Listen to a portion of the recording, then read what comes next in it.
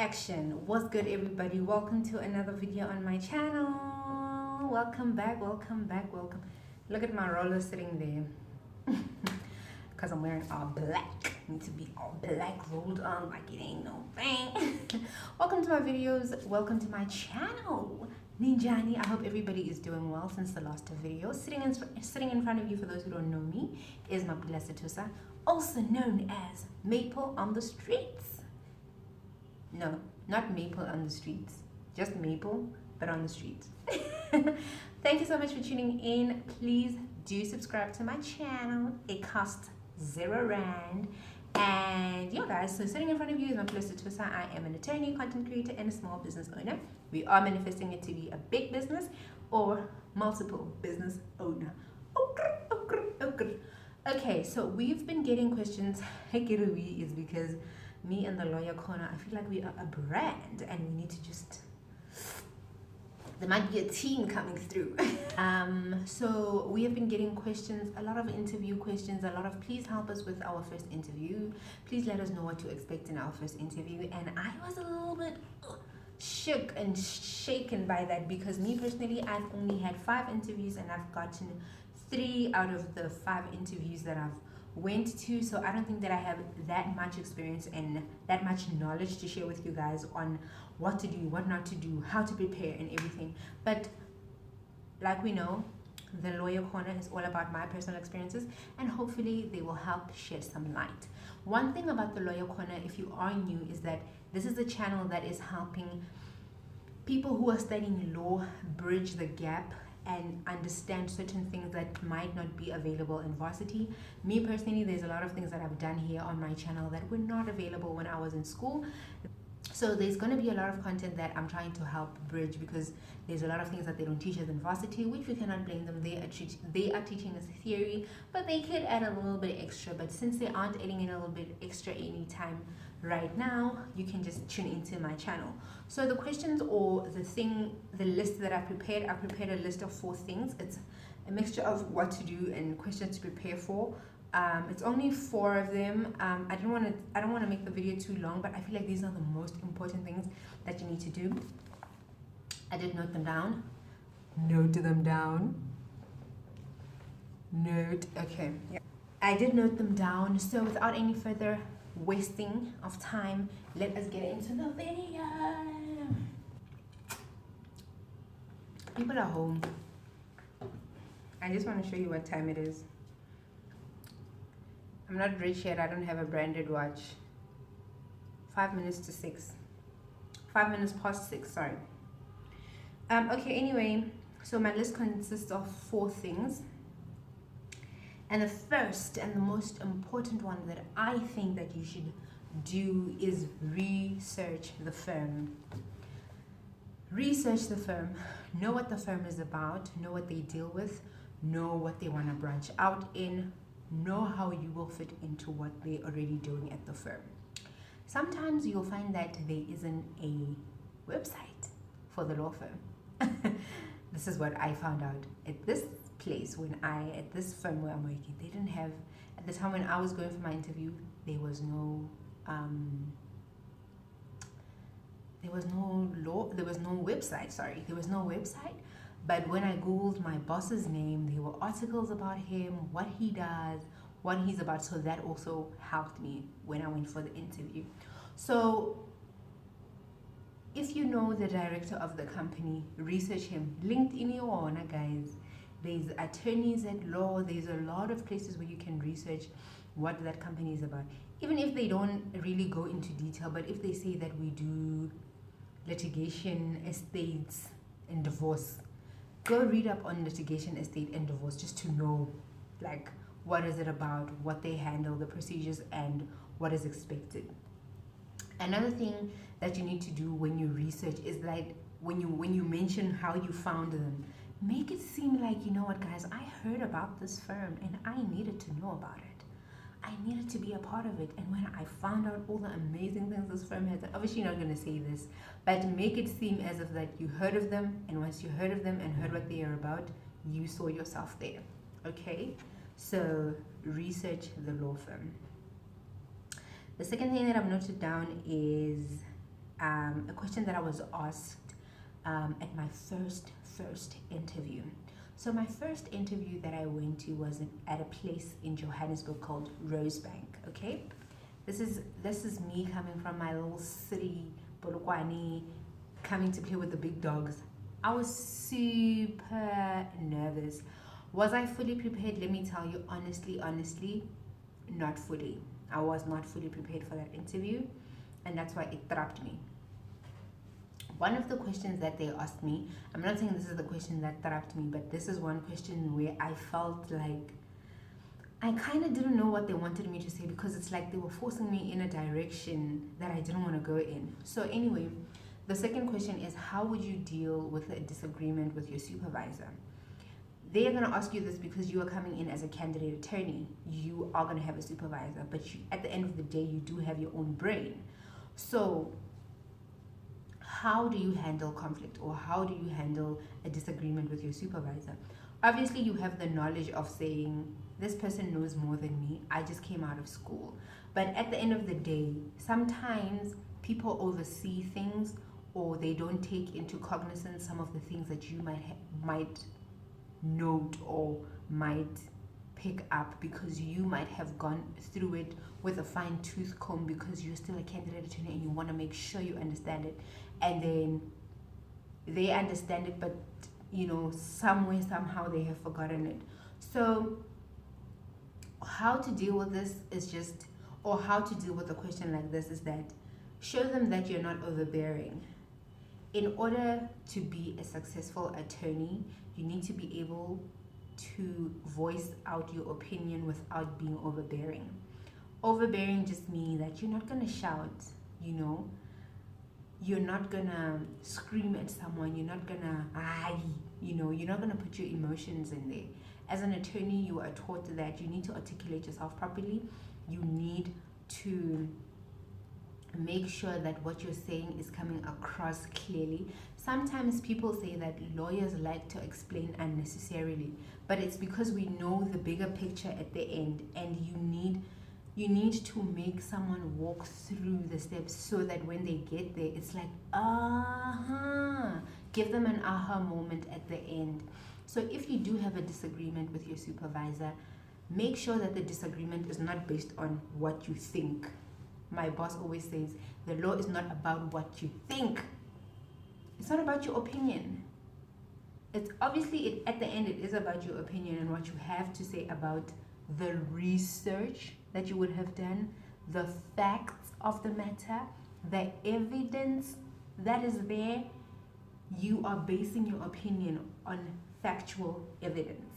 So if you're going to have a disagreement because, sir, the reason I'm saying what I'm saying is because I researched this, I read what it meant, this is what it means, and don't be overbearing. And sometimes we need to learn to agree to disagree, and just take it with a pinch of salt. Take it with a pinch of salt. So I'm saying a lot of things, but try not to be overbearing. Let them know that you're going to research. Let them know that you only disagree with someone who doesn't have facts, so that they can see that this is an attorney man, attorney girl, attorney boy. Okay, the third question that I had never been asked before, and I had always been preparing for in my interviews, is, what are you currently reading?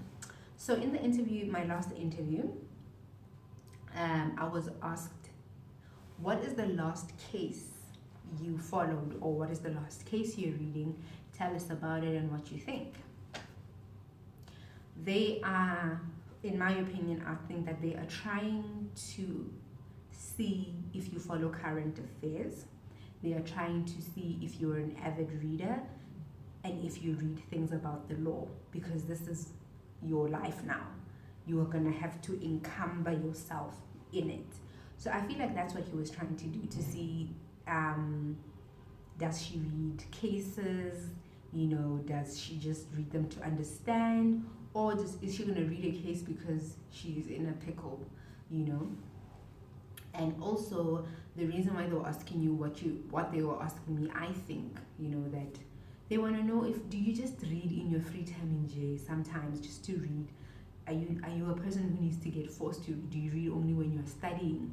You know, those sort of things. They can also see that we have a reader, and if you read, you understand, and if you understand, you can be able to even see loopholes. And another thing about reading, I can't stress reading enough, guys. I can't stress reading enough. When you read, there's this person that I really look up to, and he's so knowledgeable. Oh my gosh, guys.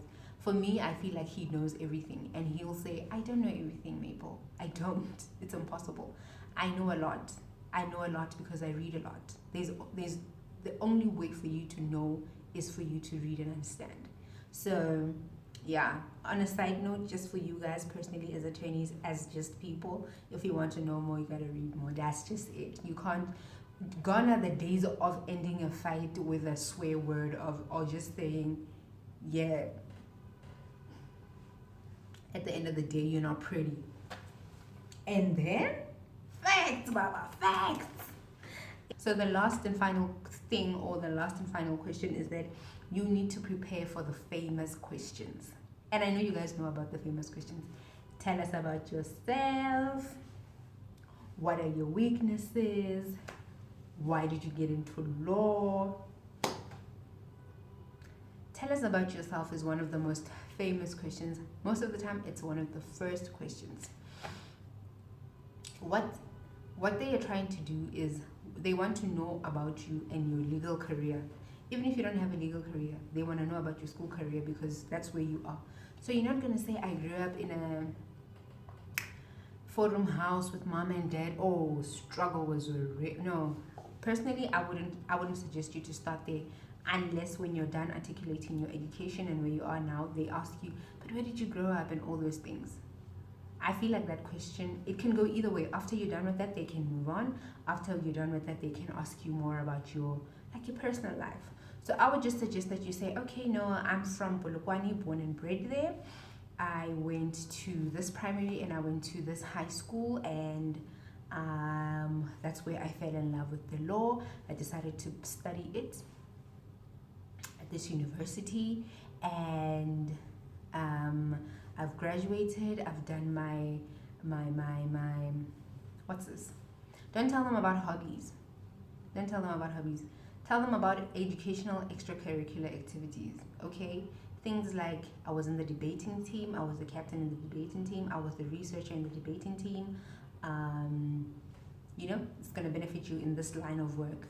And I did my vocational work at this firm where I was handling this and this and this and that. That's why I always encourage that when you're in varsity, do your VAC work, because how are they going to be able to assess and rate you based only on your academic record? Show that you were out there trying to secure the bag, trying to understand the law. You know what I mean? Like, you were putting yourself out there. Then when you're done with that question, then they might, if they're like a lovely crowd and they just want you to ease up and relax, they might ask you, tell us about your parents, how many siblings do you have? That's what happened with me. And then after that, I was a little bit more relaxed. The next thing is, what are your weaknesses? When you tell them your weaknesses, don't just tell them that my weakness is that I spend too much time on one thing. Don't leave it at that. Say, I have a problem of spending too much time on one thing. But what I've done is that I've bought myself an hourglass, a sand hourglass, that helps me to realize that it's been an hour of me working on this one thing. Where am I? Should I continue? Should I work on other things? It also helps me with my time management. That shows that you know your weaknesses, you're working on them, and you're trying to be better, okay? And then another thing that I said is, why did you choose law? If your answer is a great answer, use your great answer. If the reason that you are in law is because of money purposes, let that be the last thing you say as a side joke. For me personally, the reason why I went into law, and I always say this at the end of all my answers of why I actually chose law, is that, and also another reason is that my uncle is an attorney and he's living such a comfortable life, and hey, who doesn't want comfort? Just show them that you're here to work and you want comfort, and if you want comfort, it means you're gonna be here and push. Okay, I don't know why I'm rushing through this video, but yeah, I don't want it to be too long. So And also, after, like when you're answering that question, if you're gonna be having an interview at a big corporate firm who their clients are big corporate companies, and then you say that I grew up in a small village where I just wanted to help people in the community, those things don't go together. You know why? Because normally a big corporate company is trying to help its big corporate clients from the small community that might have felt prejudiced or somehow. So if you are on this side, then you're actually acting against what you actually wanted. So they might say, oh, this is not for her. You know, maybe you should go to the other side and help the community and not be at the big corporate firm. So just be aware of how you answer that question and make sure that it goes in line with what they are doing and what they are offering. Okay? The other thing that I would like you guys to also do is when you're done at the end of the interview, they always ask you, do you have any questions for us? Don't say, no, I'm good. Thank you so much. No, you're an attorney. There are certain things that you need clarity on, I would hope. There are certain things that you also might want to know and find out about them, about the firm, the culture. And also another thing that you need to do is try and ask questions on the things that they also said in the interview. That not only shows that you were listening, but you were listening attentively. You know, when you go back to something, when they just randomly mention, no, we have a system that we use at our firm to help us bill. But you know, yes, that's just how it happens. And then at the end, just ask them, so you mentioned that you guys have a system that helps you to bill. I just wanted to find out, will I get training on this system so that I can use it efficiently and make it work for the benefit of the company? Did you see what I did there? Did you see what I did there? And then I have a bonus point. The bonus point is highlight your successes. I know as a candidate attorney, you feel like, ish, but I have never worked anywhere. I don't have any life experiences. I don't have any work experiences. You were in a varsity, okay? And I am sure that you have done amazing things. For me, one of my biggest highlights when I was in varsity is the fact that I was in a committee called the Black Lawyers Association Student Chapter.